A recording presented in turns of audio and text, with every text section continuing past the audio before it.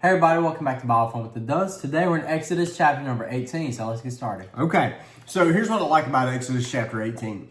We're getting a glimpse now into the daily life of the Israelites. So in chapter 18, you got to remember, it's been mostly plagues until they got out of Egypt. They get out of Egypt, the first thing now, they're going into the Red Sea. And so the Egyptians are dying, they're getting through the Red Sea. They come out on the other side, they're complaining about water, they're complaining about food, they're complaining about everything. And so it's like high drama all the way through all of these things.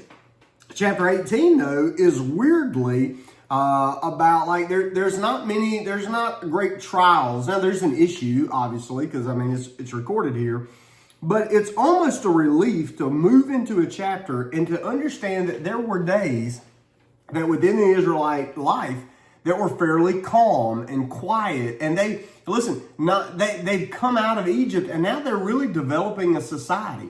And it's a great reminder, there are days of war. There are days of battle. The New Testament says that our battle is not against flesh and blood, but against powers and principalities. We're talking about spiritual warfare. I'm going to tell you, some of you may need to hear this. Some days are days of battle. But there are other days, and this is a great reminder, that are days of kind of just normal everyday life. And I like normal everyday life because you see Moses kind of administrating the leadership of the community. You see Moses meeting again, like reuniting with his wife and his sons that he had obviously sent back home because things were tense in Egypt, right? The people were mad at Moses. Pharaoh was mad at Moses. The plagues are falling down.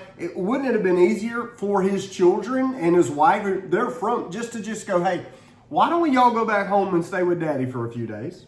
Your daddy, grandpa, and then we'll get together once all of this is over. And it seems that that's kind of what happened. So now there's this family reunion, and Moses is talking to his father-in-law. They have a great relationship, by the way. And so Israel is not always at war.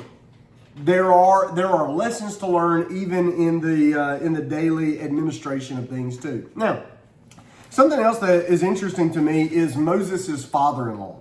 Moses' father-in-law is the only guy in the Bible that's got three names attributed to him. So his name is Jethro. That's what they'll call him here. His name in other places they call him Reuel, and in other places they call him Hobab. Now these are just kind of random names. Most scholars will say that Jethro, which to me sounds like the most normal name, I guess because Jethro Bodine, Beverly Hillbillies. Mm-hmm. They said that that's not his real name, that was his title. Because Jethro was a priest of Midian.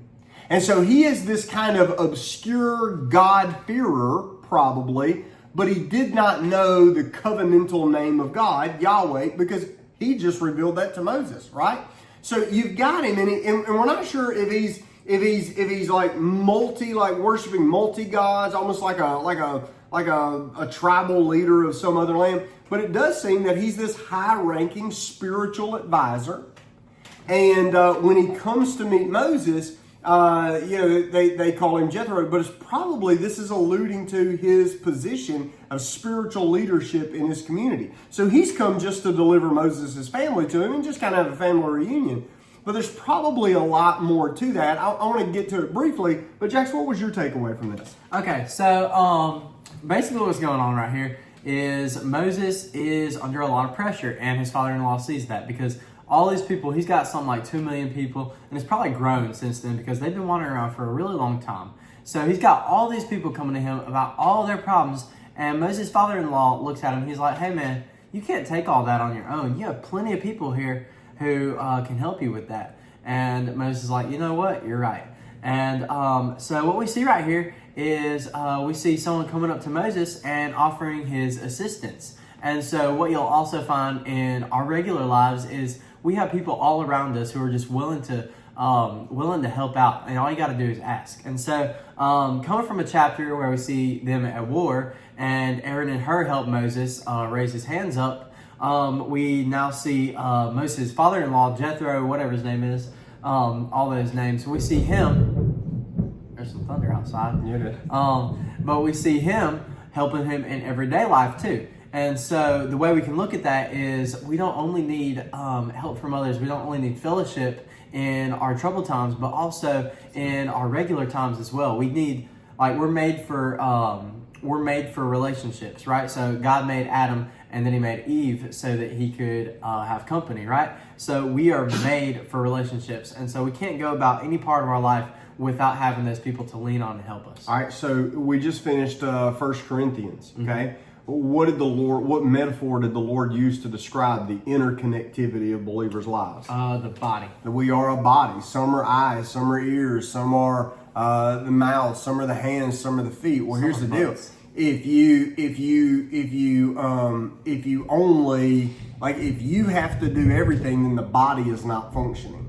If only the right eye works and the rest of the body is underutilized, you can see, but there's not much life. Okay, so the question I have when I come to this chapter is, why is this chapter in the Bible? When you go, well, Moses had to learn a lesson about leadership. I'm going to tell you this. Moses did learn a lesson about leadership, yes.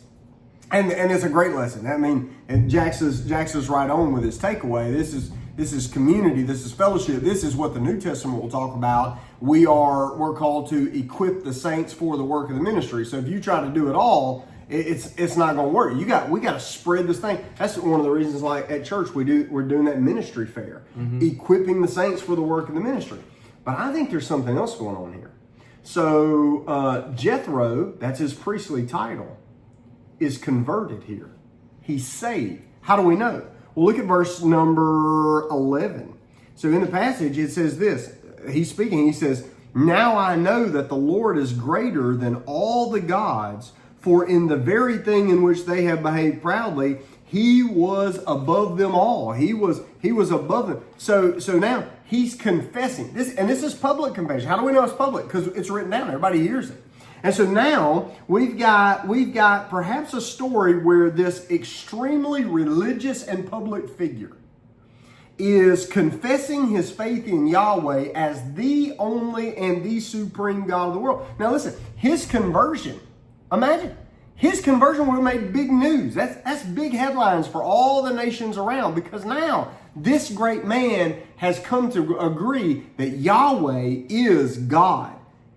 That opens the floodgates, because in the story, when Moses shares with him, by the way, this is evangelism. Hey, let me tell you what God has done for us. And he goes, good grief, then he is God. That's like evangelism. Let me tell you what Jesus did. And so he confesses. Listen, you got to wonder how many people came to know the Lord because he came to know the Lord. By the way, the Israelites, they're not the only people that know the Lord. You got Melchizedek in Genesis. You got Jethro, and you got these other. Now you've got these God-fearers all over. What if it goes back to this, where this guy comes to know the Lord, and now the gates are open, and now the nations? Because what was the goal? The goal of Exodus was 2 points. I will set my people free. Why? That they may serve me. Okay, so this is not about just them getting out. See, a lot of people treat like them getting out as the goal of Exodus. Like we would treat, like many people today would treat baptism as the finish line. Well, they're saved and baptized, right? No. That's not the end of the story. That was only 12 chapters in Egypt. I mean, we got much longer to go in Exodus, so that can't be the end of the story. Baptism, salvation, that's not the two different things, but they kind of have some connectivity where baptism professes that, but is that the finish line? No, that's the start line.